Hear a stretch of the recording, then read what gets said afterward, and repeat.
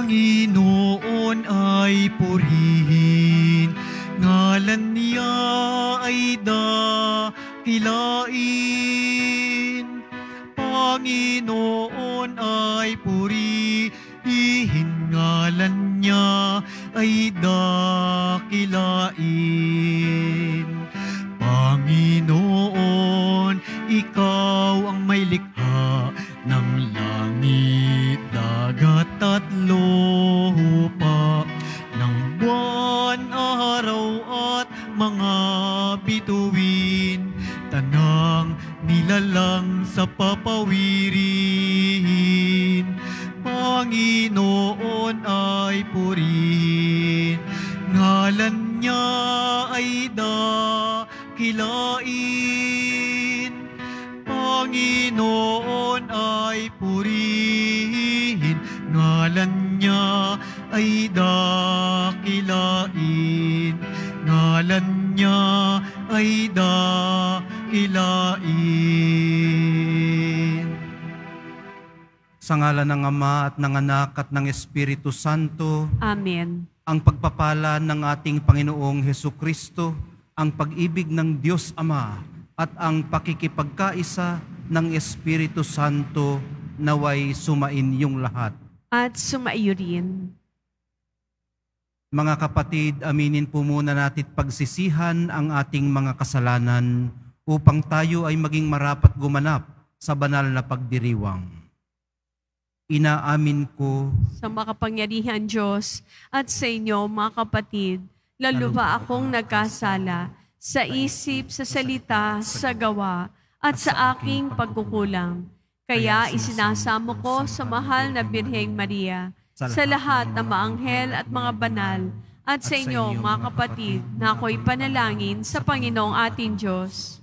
kaawaan tayo ng makapangyarihang Diyos, patawarin sa ating mga kasalanan at patnubayan sa buhay na walang hanggan. Amen. Panginoon, kaawaan mo kami. Panginoon, kaawaan mo kami. Kristo, kaawaan mo kami. Kristo, kaawaan mo kami. Panginoon, kaawaan mo kami. Panginoon, kaawaan mo kami. Manalangin tayo. Ama naming makapangyarihan, ang iyo nawang kagandahang loob ay manguna at sumubaybay sa aming pamumuhay ngayon at araw-araw, upang kami itaguyod sa paninindigang gumawa ng kabutihan sa pamamagitan ni Hesukristo kasama ng Espiritu Santo magpasawalang hanggan. Amen. Magsiupo muna ang lahat. Ang simula ng sulat ni Apostol San Pablo sa mga taga-Roma.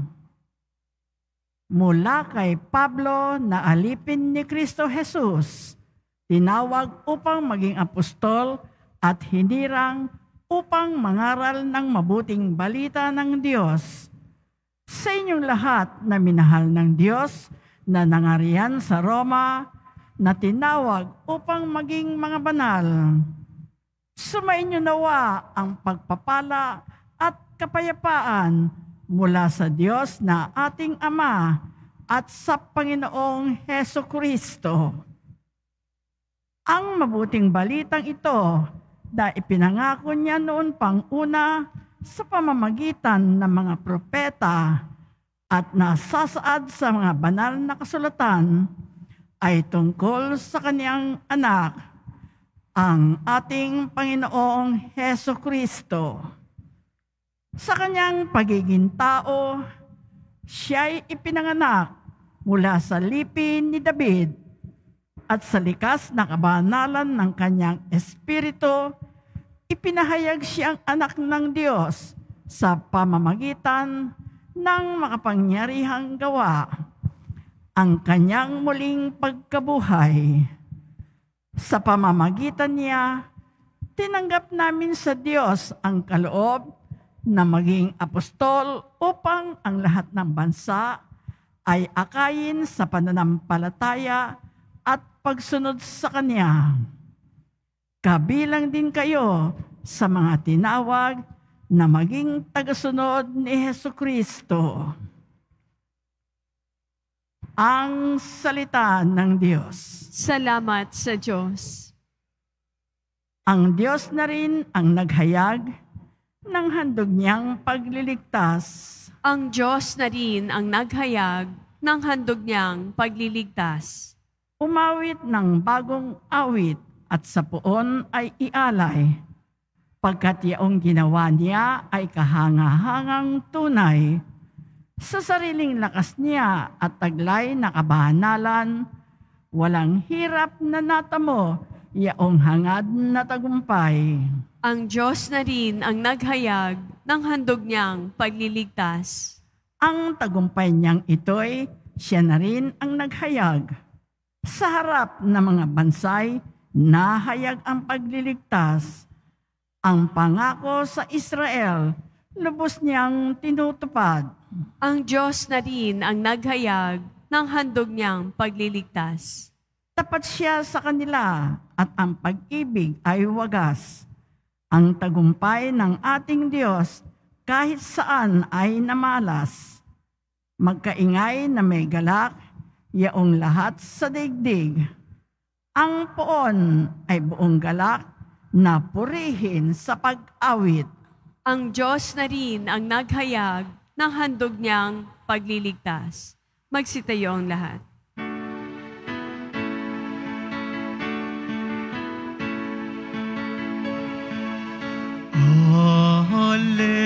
Alleluia, Alleluia, Alleluia,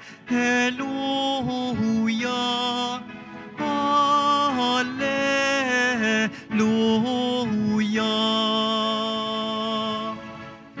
Dinggin ninyong lahat ngayon ang tinig ng Panginoon sa loob na mahinahon. Alleluia, Alleluia, Alleluia,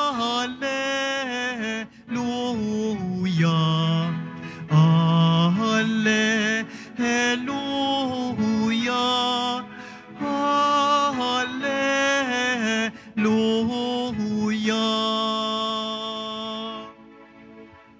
Sumainyo ang Panginoon. At sumayo rin. Ang mabuting balita ng Panginoon ayon kay San Lucas. Papuri sa iyo, Panginoon. Noong panahong yun, samantalang dumaragsa ang mga tao, sinabi ni Jesus, napakasama ng lahing ito. Naghahanap sila ng palatandaan mula sa langit. Subalit walang ipapakita sa kanila maliban sa palatandaang inilalarawan ng nangyari kay Jonas. Kung paanong naging isang palatandaan si Jonas sa mga taga-Ninive, gayon din naman magiging isang palatandaan sa lahing ito ang anak ng tao. Sa araw ng paghuhukom, titindig ang reyna ng timog laban sa lahing ito at sila'y hahatulan niya ng kaparusahan, sapagkat nanggaling siya sa dulo ng daigdig upang pakinggan ang karunungan ni Solomon, ngunit di hamak kay Solomon ang naririto. Sa araw ng paghuhukom ay titindig ang mga taga-Ninive laban sa lahing ito at hahatulan ng kaparusahan, sapagkat nagsisi sila dahil sa pangangaral ni Jonas, ngunit hindi na di hamak kay Jonas ang naririto. Ang mabuting balita ng ating kaligtasan. Pinupuri ka namin, Panginoong Hesukristo. Magsupo ang lahat. Good evening po. October 16 na po ngayon ng 2023. At napakaraming nangyayari sa ating paligid. Maging sa ating sarili. Kung ano-ano ang ating nararanasan, at hindi natin ito naranasan dati. Kala natin tapos na noong matapos ang pandemic, pero may mga nagbabanta pa rin sa ating seguridad, sa seguridad ng daigdig. parang naghahatid ng takot. Minsan ay hindi na natin maintindihan kung bakit ganito nga ang nangyayari.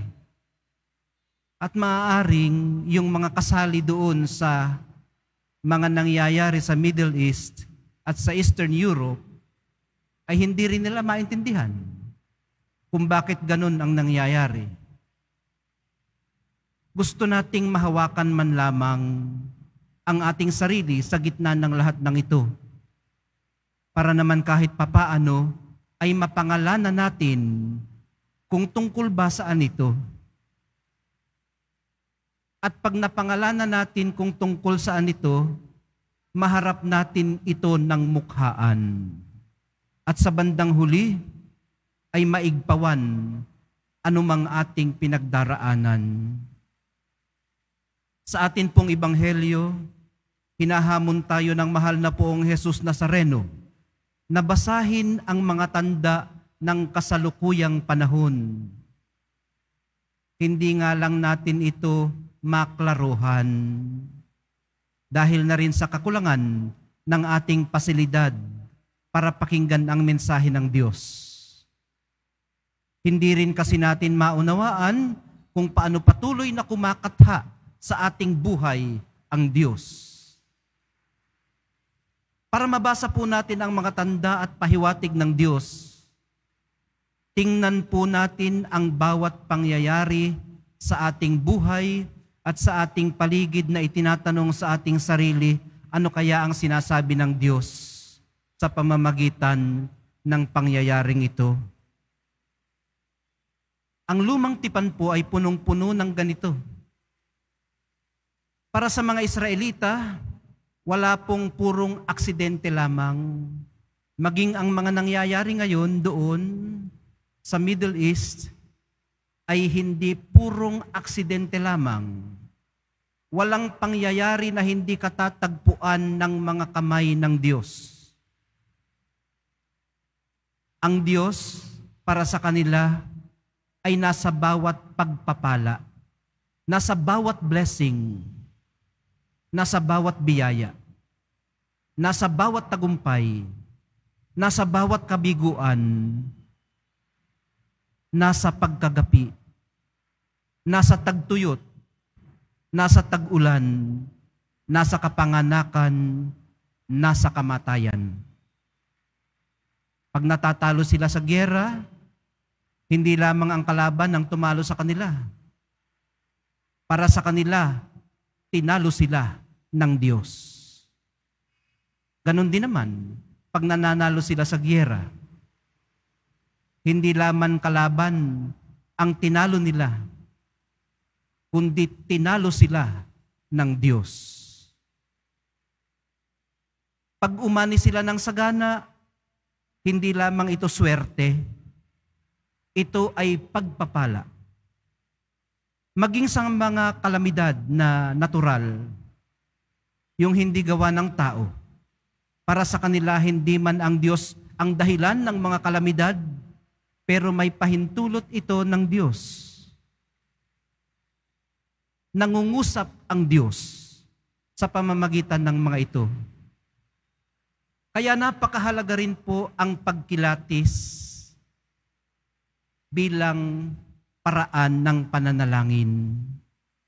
Para sa atin ngayon, hindi na natin masyadong hinahanap ang kamay ng Diyos sa bawat pangyayari ng ating buhay.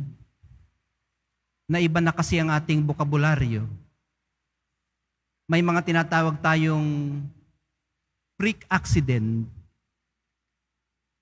good luck, o bad luck. Karamihan sa ating mga nararanasan, ipinapalagay nating tayo ang bahala. Tayo ang may gawa. May nagsasabi pa dyan na, I create my own luck. Meron po akong mga naririnig pa na sinasabi nila nag-align ang constellation sa universe. And when they do, you have to be at the right place at the right time para swertihin ka. Yun ang sinasabi ng iba. Otherwise, malas naman kung wala ka roon o disalign sila. Kung ano-anong mga New Age na mga kaisipan. Dahil po dito, ang tingin natin sa mga pangyayari ay mga historical accidents lamang. Sa kakulangan ng ating kakayanang lumakad sa kapayapaan, sa habag, at sa hustisya, ang naririnig po natin ay purely human voices. Hindi natin mapakinggan ang Diyos. At sa mga biyaya namang ating natatanggap, kung hindi man trahedya, ang napapakinggan natin ay ang boses ng swerte o malas. O yung boses ng, anong tawag doon? I deserve this. Pinagtrabahuhan ko naman ito. Boses ng sense of entitlement. O kaya ay ng faith, F-A-T-E, maliban sa boses ng Diyos. Sa biglang tingin ay parang tama naman ang ating instinct tungkol sa mga iyon. Maaring swerte, maaring malas, maaring faith, pero maaari din namang Diyos. Pero sa pamamagitan po ng mabubuti man na pangyayari sa ating buhay o yung mga itinuturing nating masasama, nangungusap sa atin ang Diyos. Nangungusap sa atin ang Diyos. Isa po ito sa pinakaimportanteng gawain ng pananampalataya. Ang magsiyasat sa mga pangyayaring ating nararanasan para hanapin ang kamay ng Diyos at pakinggan ang kanyang boses.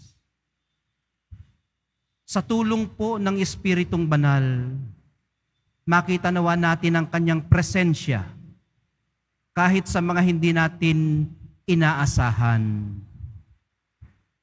Matutunan nawa nating tingnan ang mga ito sa kanyang punto de vista para makita din natin ang pagpapalang bumabangon mula sa mga trahedya.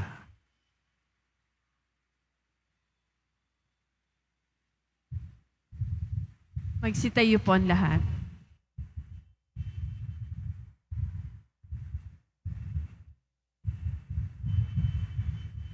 Minamahal kong mga kapatid, bumabaling tayo sa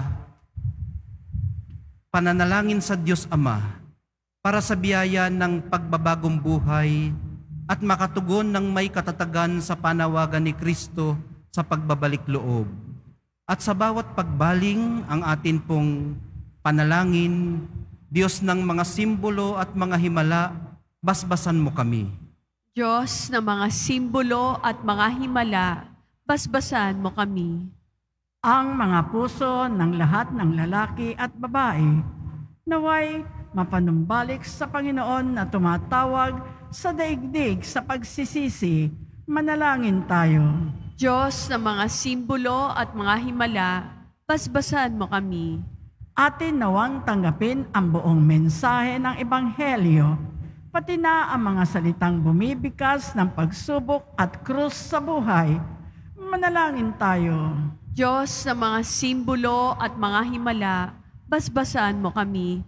Katulad ng mga mamamayan ng Nineveh, naway itakwil natin ang mga masamang pamumuhay at bumaling tayo sa Diyos ng buong pagpapakumbaba at nagsisising espiritu. Manalangin tayo. Diyos ng mga simbolo at mga himala, basbasan mo kami. Ang mga may sakit at matatanda, naway makatagpo ng kasiguruhan at pagmamahal mula sa mga nag-aaruga sa kanila. Manalangin tayo. Diyos ng mga simbolo at mga himala, basbasan mo kami.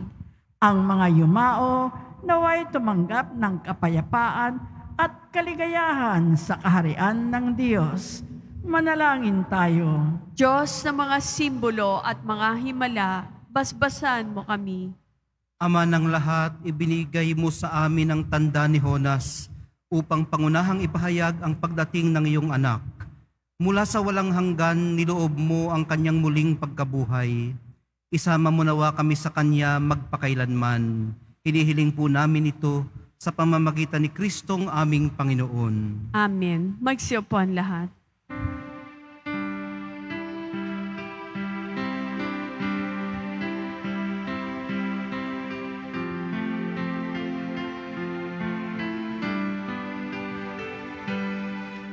Itong alak at tinapay ay handog sa iyo, Ama.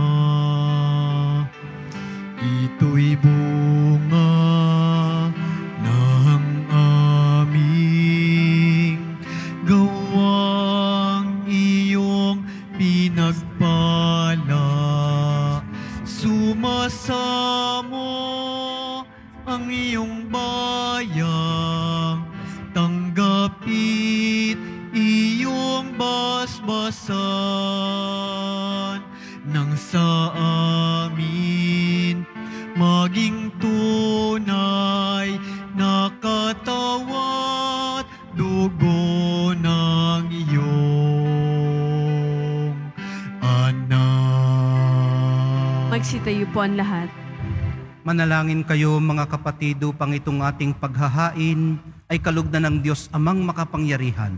Nagkapinawa ng Panginoon, ito paghahain sa iyong mga kamay, sa kapurihan niya at karangalan, sa ating kapakinabangan at sa buong sambayanan niyang banal. Ama naming lumikha, tanggapin mo ang aming mga panalangin sumasaliw sa aming paghahain, upang sa ginaganap naming pagdiriwang, kami nawa ay makatawid sa buhay sa kalwalhatian sa pamamagitan ni Jesucristo kasama ng Espiritu Santo magpasawalang hanggan. Amen. Sumainyo ang Panginoon. At sumaiyo din. Itaas sa Diyos ang inyong puso at diwa. Tinaas na namin sa Panginoon. Pasalamatan natin ang Panginoong ating Diyos. Marapat na siya ay pasalamatan. Ama naming makapangyarihan, tunay ngang marapat na ikaw ay aming pasalamatan. Pinagbibigyan mong ito'y aming maihayag, kahit na ito'y walang anumang maidaragdag, sa kadakilaang sa iyo ay likas. Sa pagpupuri nami ang nakikinabang ay kami ring iyong pinakikiharapan, sa pamamagitan ng iyong anak na minamahal. Kaya kaisa ng mga anghel na nagsisiawit ng papuri sa iyo, nang walang humpay sa kalangitan, kami nagbubunyi sa iyong kadakilaan. Santo, Santo, Santong Panginoon Diyos ng mga hukbo, napupuno ang langit at lupa ng kadakilaan mo, o sana sa kaitaasan. Pinagpalang na paririto sa ngalan ng Panginoon, o sana sa kaitaasan. Magsilud po ang lahat. Ama naming banal, ikaw ang bukal ng tanang kabanalan, kaya't sa pamamagitan ng iyong Espiritu, gawin mong banal ang mga kaloob na ito upang para sa amin maging katawan at dugo ng aming Panginoong Hesukristo. Bago niya pinagtiis ang kusang loob na maging handog, hinawakan niya ang tinapay, pinasalamatan kaniya, pinaghati-hati niya iyon, iniabot sa kanyang mga alagad at sinabi, "Tanggapin ninyong lahat ito at kanin, ito ang aking katawan na ihahandog para sa inyo."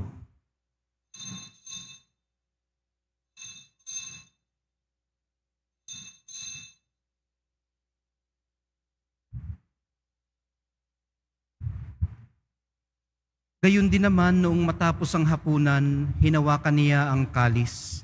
Muli kanyang pinasalamatan. Iniabot niya ang kalis sa kanyang mga alagad at sinabi, "Tanggapin ninyong lahat ito at inumin. Ito ang kalis ng aking dugo, ng bago at walang hanggang tipan, ang aking dugo na ibubuhos para sa inyo at para sa lahat. Sa ikapagpapatawad ng mga kasalanan, gawin ninyo ito sa pag-alaala sa akin."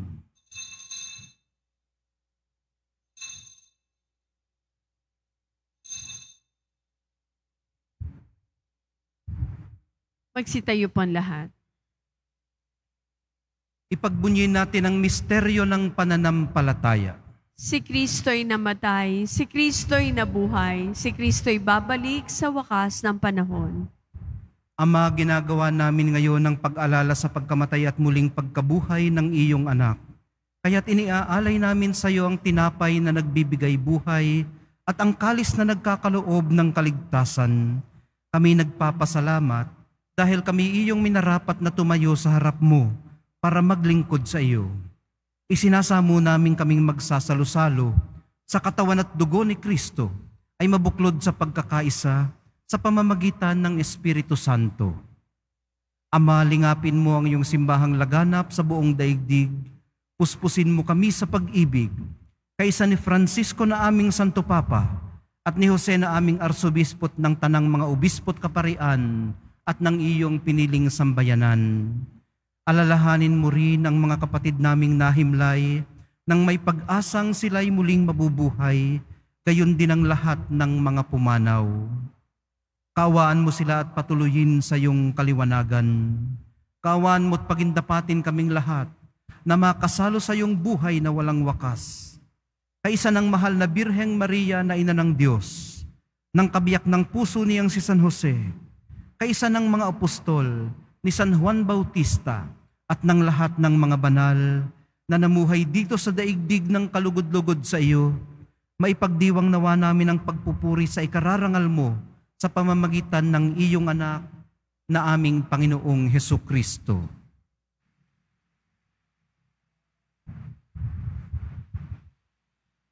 Sa pamamagitan ni Kristo, kasama niya at sa Kanya, ang lahat ng parangal at papuri ay sa iyo, Diyos Amang makapangyarihan, kasama ng Espiritu Santo, magpasawalang hanggan.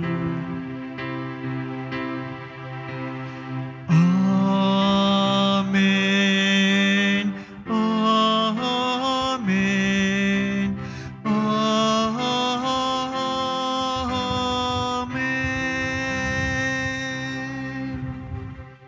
Sa tagubilin ng mga nakagagaling na utos at sa turo ni Jesus na Panginoon natin at Diyos, ipahayag natin ng lakas loob. Ama namin, sumasalangit ka, sambahin ang ngalan mo, mapasa amin ang kaharian mo, sundin ang loob mo dito sa lupa para nang sa langit. Bigyan mo kami ngayon ng aming kakanin sa araw-araw at patawarin mo kami sa aming mga sala para na ang pagpapatawad namin sa nagkakasala sa amin. At huwag mo kaming ipahintulot sa tukso at iadya mo kami sa lahat ng masama. hinihiling po namin kami iadya sa lahat ng masama. Pagkalooban ng kapayapaan araw-araw, iligtas sa kasalanan at ilayo sa lahat ng kapahamakan. Samantalang aming pinananabikan ang dakilang araw ng pagpapahayag ng tagapagligtas naming si Hesukristo. Sapagkat iyo ang kaharian, ang kapangyarihan at ang kapurihan, magpakailanman. Amen. Panginoong Hesukristo, sinabi mo sa iyong mga apostol, kapayapaan ang iniiwan ko sa inyo, ang aking kapayapaan ang ibinibigay ko sa inyo. Tunghayan mo ang aming pananampalataya at huwag ang aming pagkakasala. Pagkalooban mo kami ng kapayapaan at pagkakaisa ayon sa iyong kalooban, kasama ng Espiritu Santo, magpasawalang hanggan. Amen. Ang kapayapaan ng Panginoon ay laging sumainyo. At sumaiyo din. Magbigayan po kayo ng kapayapaan sa isa't isa.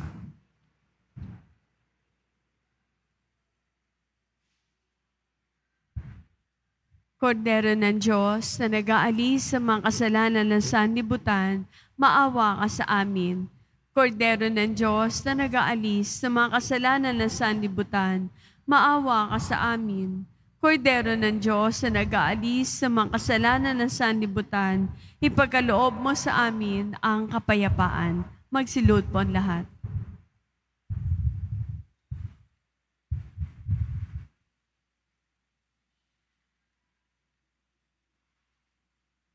Ito ang kordero ng Diyos. Ito ang nag-aalis ng kasalanan ng sanlibutan. Mapapalad ang mga inaanyayahan sa kanyang piging. Panginoon, hindi ako karapat-dapat na magpatuloy sa iyo. Ngunit sa isang salita mo lamang ay gagaling na ako.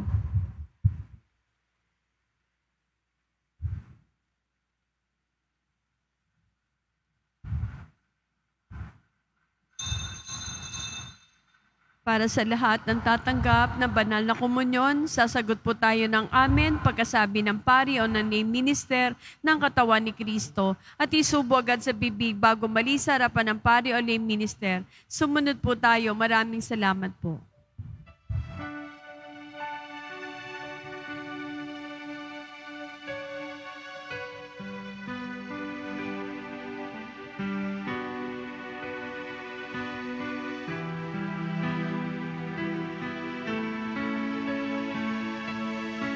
Sa Diyos lamang mapapanatag ang aking kaluluwa. Sa Kanya nagmumula ang aking pag-asa at kaligtasan. O Diyos, Ikaw ang aking kaligtasan. Nasa iyo aking kalwalhatian. Ikaw lamang aking inaasahan. Ang aking muog at tanggulan. Sa Diyos lamang mapapanatag ang aking kaluluwa. Sa Kanya nagmumula ang aking pag-asa at kaligtasan. Paniniil di ko pa nanaligan, puso'y di ihihilig sa yaman, kundi sa Diyos na makapangyarihan, na aking lakas at takbuhan.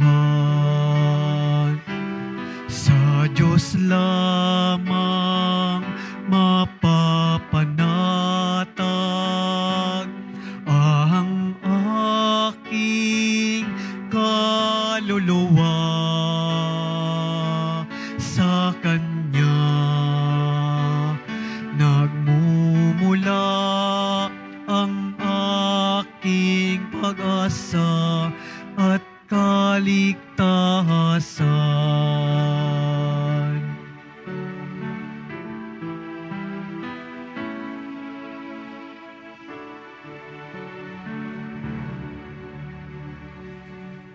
Available na po ang ating mga All Souls envelope sa mga nagnanais. Maaari kayong kumuha malapit sa mga pintuan ng ating simbahan o sa information card. Isulat lamang po ang mga pangalan ng mga kamag-anak, kaibigan, at mga kakilalang na mayapa o sumakabilang buhay na.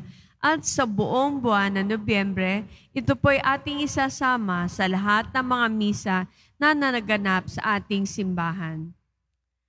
Pagkatapos ng misa, bibisikan po ang lahat ng banal na tubig. Pinakikiusapan na lahat manatili lamang muna sa inyong mga lugar. Tanging sa Quezon Boulevard o sa Plaza San Juan lamang ang labasan ng lahat. Sumunod po tayo. Maraming salamat po sa inyong pagdalaw at pagsisimba sa Basilica Menor at Pambansang Dambana ni Jesus Nazareno. Magsitayo po ang lahat. Manalangin tayo. Ama naming mapagmahal, ngayong kami iyong pinapakinabang sa katawat dugong banal, inaliluhog po naming sa dakila mong kabutihan na kami pahintulutan mong makasalo sa iyong buhay sa kawalang hanggan, sa pamamagitan ni Hesukristo, kasama ng Espiritu Santo, magpasawalang hanggan. Amen. Sumainyo ang Panginoon. At sumaiyo din. Mahal na poong Jesus Nazareno, inihayag mo sa pamamagitan ng krus ang walang maliw na pag-ibig ng Diyos sa sangkatauhan. Pakinggan mo ang kahilingan ng iyong angkan na nagsusumamo sa iyo. Makamtanawan nila ang inyong katugunan at tanggapin ang kasagutan na may utang na loob na tinatanaw. Basbasan din po ninyo at pagpalain ang kanilang mga pinasasalamatan, idinadalangin at pinagsusumikapan sa araw-araw, pati na ang daladala nilang mga imahen at dasalan. Sa pamamagitan ng bendisyon na ito, naway maalala nila ang mga pangako nila noon sa binyag, na ikaw ang kanilang iibigin at paglilingkuran bilang Panginoon, magpasawalang hanggan. Amen.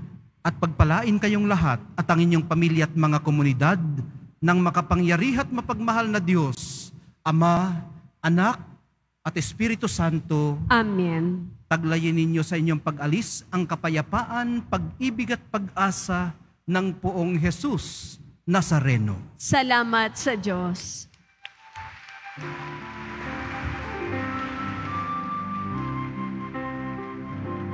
Nuestro Padre Jesus Nazareno, sinasamba ka namin, pinipintuho ka namin, aral mo ang aming buhay at kaligtasan.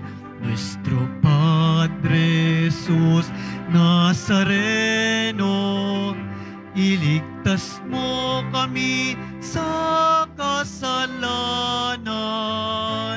Ang krus mong kinamatayan ay sagisag ng aming kaligtasan. Nuestro Padre Jesus Nazareno, dinarangal ka namin. Nuestro Padre Jesus Nazareno, niluluwalhati ka namin. Nuestro Padre Jesus Nazareno, dinarangal ka namin.